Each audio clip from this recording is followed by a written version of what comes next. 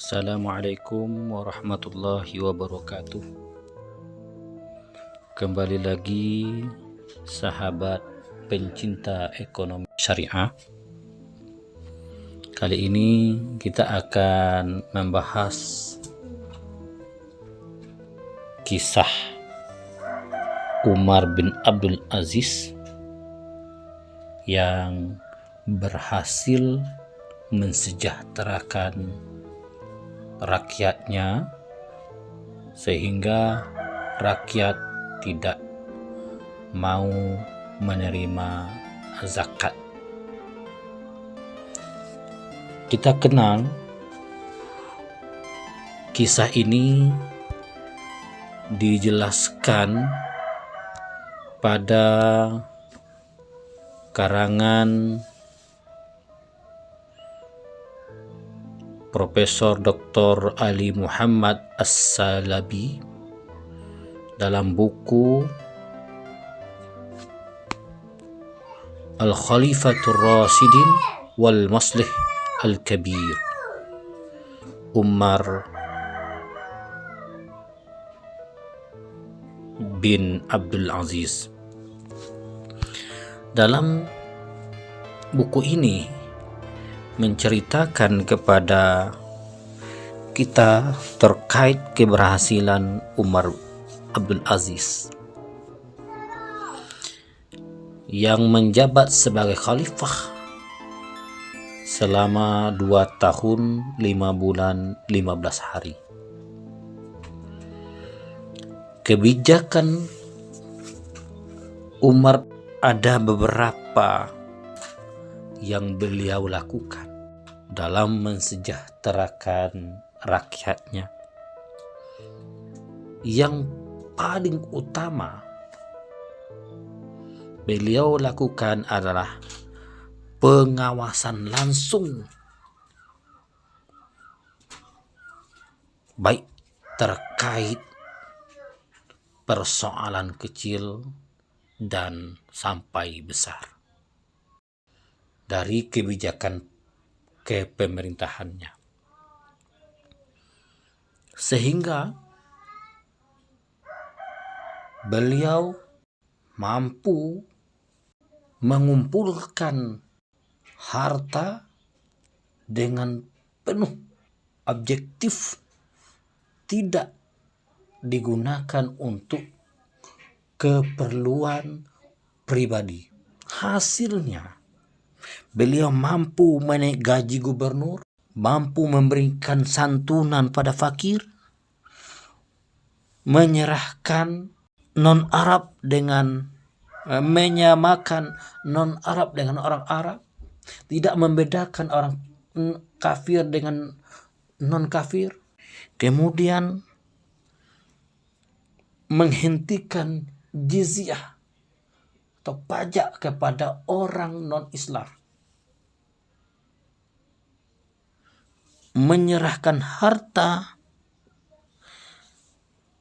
seluruh yang dimiliki istrinya yang namanya Fatimah binti Abdul Malik, dan begitu pula beliau menolak tinggal di istana karena tinggal di istana banyak menggunakan fasilitas negara, akan berakibat pemborosan anggaran yang ada di negara.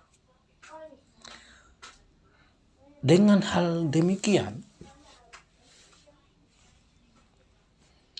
beliau telah mampu memberikan kebijakan ini yang beliau lakukan seluruh pemungut zakat atau disebut dengan amil mestinya memberikan zakat kepada orang-orang yang berhak menerima zakat. Ketika amir berkeliling memberikan zakat, ternyata mereka tidak mau, fakir miskin tidak mau menerima zakat. Karena mereka sudah dapat santunan dari Abdul Aziz, ke pemerintahan Abdul Aziz. Mereka sudah sejahtera. Ini menunjukkan keberhasilan kepemimpinan Umar bin Abdul Aziz. Keberhasilannya itu ditandai dengan pengawasan yang ketat terhadap berjalannya kebijakan pemerintahan Umar bin Abdul Aziz. Pengawasan ini sangat membantu